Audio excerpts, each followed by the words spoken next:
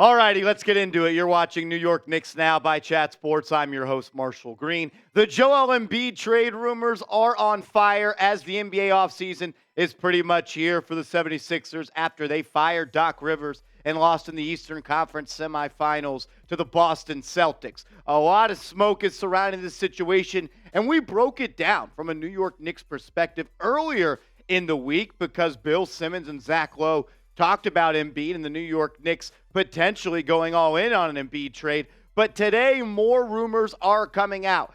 ESPN, Tim McMahon, and Zach Lowe on the Low Post podcast said the Knicks are eyeing the Joel Embiid trade scenario. And then Stefan Bondy of the New York Daily News said the Knicks have been watching the Joel Embiid trade saga since the NBA trade deadline. So in today's show, we're going to break all that down in today's show. We'll get some quotes from those guys. But first, make sure you guys show some love and share today's video here on New York Knicks Now by Chat Sports.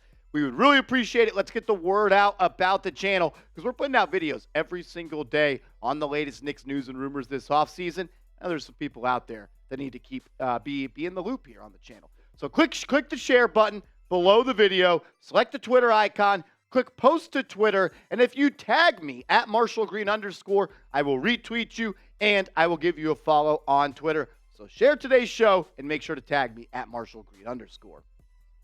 This is the conversation between Tim McMahon and Zach Lowe. They are both NBA insiders for ESPN, and they were talking on the Low Post podcast. And Tim McMahon was talking about Embiid and says, does he choose loyalty or choose a chance to compete for an NBA championship? And then Zach Lowe responded and said, and now, Tim, James Harden can walk in NBA free agency. And if you don't think that teams with trade assets, like the New York Knicks, for instance, have been watching this Joel Embiid and Philadelphia 76ers situation from afar, you are wrong. And Tim McMahon responded and said, the Knicks have been watching, and they are rubbing their hands together like Birdman. You know what I'm talking about. Rub those hands together. So obviously, ESPN has been told by a little birdie that the Knicks are keeping their eyes on a potential trade for the 2023 MVP. Then Stefan Bondy of the New York Daily News kind of doubled down on that, and he said it on May 19th of this year. He's been told since mid-season that Joel Embiid is the guy to watch for the New York Knicks, and Philly's playoff flameout only intensified that belief. So we got ESPN, we got the New York Daily News, and Bill Simmons has been all over this. We've actually talked about Bill Simmons' comments 3 times before on the channel, but I want to go back to what he had to say about Embiid earlier this week. He said the Knicks are just waiting for Embiid to say it's time for me to go. They have the relationships. They have Leon Rose, and they have Worldwide West, who were Joel Embiid guys. They've been waiting for this moment right now, and it is here. So you got Bill Simmons. You got ESPN. Now you got the New York Daily News talking about it. And the Embiid rumors are only going to get hotter and hotter. This is just the start of what I believe could be a long, drawn-out trade saga over the summer surrounding the MVP of the NBA. And there's some reasons that the Philadelphia 76ers may look to move on and trade Joel Embiid. And we'll go through that coming up in a second. But first, let's get involved in the comment section. Embiid is a very polarizing player, and trading for him really has split the New York Knicks fan base. You either want him or you don't want to touch him at all. So let me know, should the Knicks trade for Joel Embiid? Type D for trade, type P for pass. Let me know what you think down in the comment section. I'll let you know this much. If the Knicks trade for Joel Embiid, we are going live on the channel, and it is going to be a party. I can tell you that much. And my guy Chase Sr., he's getting the 76ers Now coverage, another channel here at Chat Sports. They're heating up on the coverage. And honestly, they're kind of kicking our butts right now, and I'm not a fan of that. So I am launching a sub-battle between 76ers Now and New York Knicks Now. I hate the Sixers, and I love to steal Joel Embiid, but I just want to beat him in a subscriber battle. So if you love the Knicks, you hate the Sixers, you want Embiid, and you want videos every day on the latest orange and blue news and rumors, hit that sub button right now. So my guy Chase Sr., host of Philadelphia 76ers Now, he created this little graphic about why the 76ers may trade Joel Embiid. So this comes from the mindset of a Philadelphia 76ers fan. He said he's a 29-year-old big with injury history, and that's just a fact. I think it's obvious and well known that big men in the NBA are more likely to be hurt, and they don't last as long in the NBA. And he's coming off an MVP season, which means his value in the trade market will never be higher.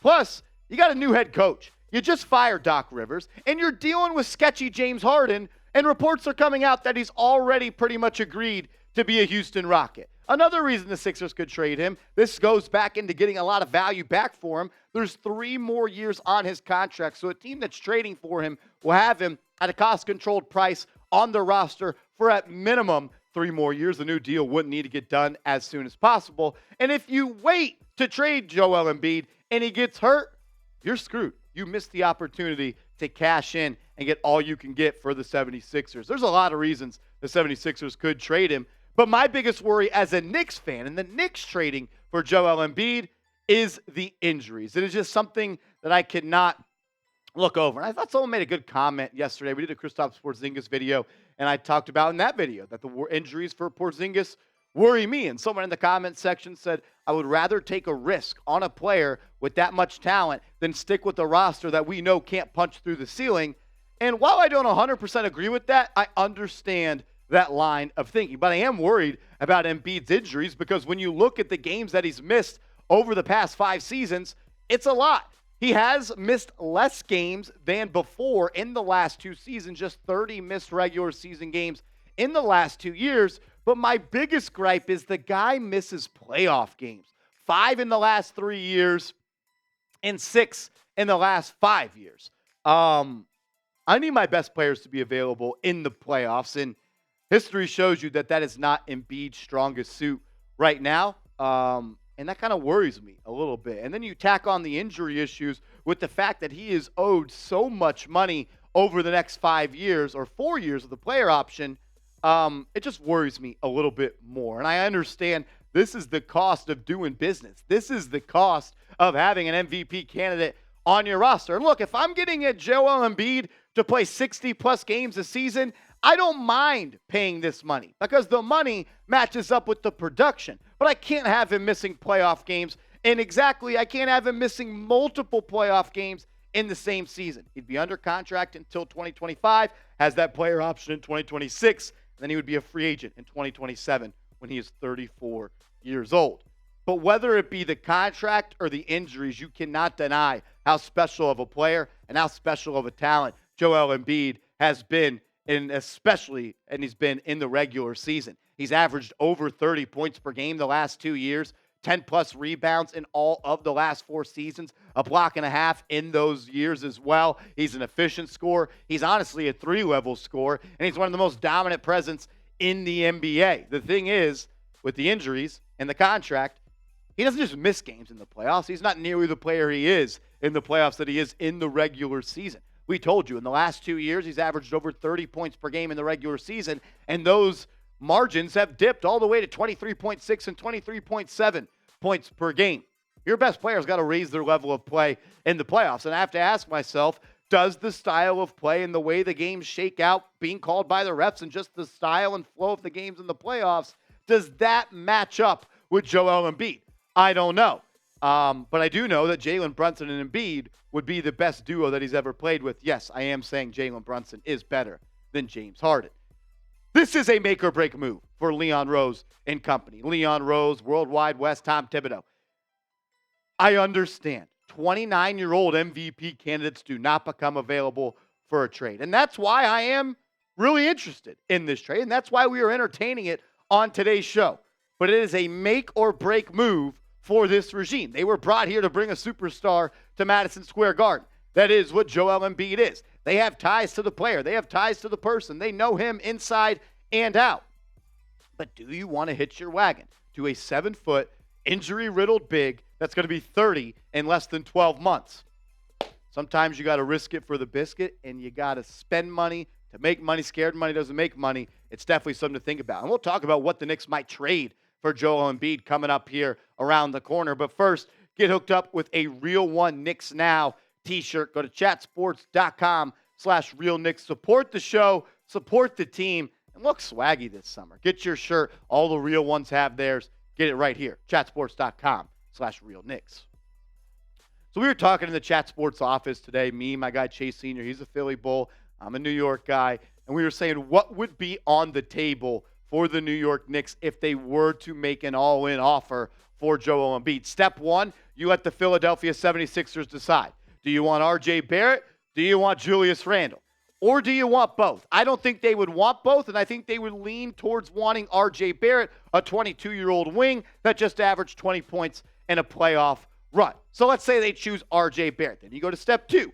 You can either choose Emmanuel Quickley or you could choose Quentin Grimes. Maybe even you have to give up both of these guys. But as a Knicks fan, and as a guy that doesn't want to sell all my assets and sell the complete farm, I would like to give you either Quickley or Grimes. But I think it might have to be both. But for the sake of the argument, let's say they select Barrett, and let's say they have select Emmanuel Quickley. Then you get Mitchell Robinson. That's what the Knicks would have to give up. They're going to want a young center in return. Mitchell Robinson is on one of the best contracts in the NBA, as he's on a 4-year, $60 million deal. That's in descending value, meaning he's going to be paid less next year than he is this year. And he just absolutely dominated Jared Allen, who's being paid $20+ million and was an all-star. Not saying Mitchell Robinson is an all-star, but he's a good young center that you can try to fill the spot of Joel Embiid. So you got R.J. Barrett, Emmanuel Quickley, and Mitchell Robinson. Let's say that's the starting price, unless they want Randle or Grimes, of course. Then you're going to have to talk about chips. And what I mean by chips is draft picks. And the Knicks have a bunch of them. But it's going to cost you 4 unprotected first-round picks to get Joel Embiid. No ifs, ands, or buts about it. If you think Daryl Morey is going to trade Joel Embiid, an MVP player, coming off an MVP season, and he doesn't want maximum draft capital in return, you're smoking that good stuff. No doubt about it. 4 unprotected first-round picks is what it's going to cost you. And then you get to step 5. That's either going to be protected picks and or pick swaps. So you're looking at a trade-off, or potentially kind of just a rough outline of one, of R.J. Barrett, Emmanuel Quickley, Mitchell Robinson, 4 unprotected first-round picks, maybe 2 more protected first-round picks, and 3 pick swaps. It's going to be a lot. It's an all-in move, no doubt about it. And you are betting on the fact that he is going to be healthy and productive for at least 3, 4, 5 more years. And that if you only make this move if you think Joel Embiid and Jalen Brunson can bring an NBA Finals back to New York City since the 1970s. If you do believe that, you pull the trigger. So I gave you a rough outline of what a trade might look like. Maybe you think I'm an idiot. Well, yell at me in the comment section. Let me know what your trade idea would be. Comment down below your trade idea in the comment section for Joel Embiid. The best 2 that I see in the comment section, I will feature on a video the next time we talk about Joel Embiid. So put your GM cap on and let me know your trade idea for the MVP. You got to admit, Joel Embiid and Jalen Brunson 1-2 punch would be the best 1-2 punch in the Eastern Conference, and I think you could argue it would be one of the best 1-2 punches in the National Basketball Association. I know you could say Jason Tatum and Jaylen Brown, and if they go on to win an NBA Finals, maybe you can make that argument. But I really believe you get the MVP, and you guys know how I feel about Jalen Brunson. That is a duo that can make you a contender in this league for a couple of years, maybe 3 or 5 years at that. And the Knicks, let's be honest, they have been building for a mega deal. Every move they make has been synchronized with the idea that they want to go all in for a star player when he becomes available. How do I know that? They accumulate draft picks and first-round picks at all times. They also sign their players to very team-friendly and trade-friendly deals. The Knicks didn't acquire 11 first-round picks over the next 7 years to look at them and build the roster with rookies. Look who's their head coach. It's Tom Thibodeau. He doesn't want to coach rookies. He wants to coach vets. Reports came out last year. Tom Thibodeau was in favor of trading for Donovan Mitchell, and he's not even in the same stratosphere as Joel Embiid. The Knicks have been building for this moment. Let's see if it comes to fruition this offseason. I appreciate everybody, as always, for tuning in to New York Knicks Now by Chat Sports. A little bit of a longer video, so we appreciate it. If you made this far in the video, be a real one. Like today's show, hit that thumbs up icon, show some love. We have a lot to talk about, a lot of information. Want to get you guys the best videos we can. So appreciate it. We'll see you later. Let's go Knicks.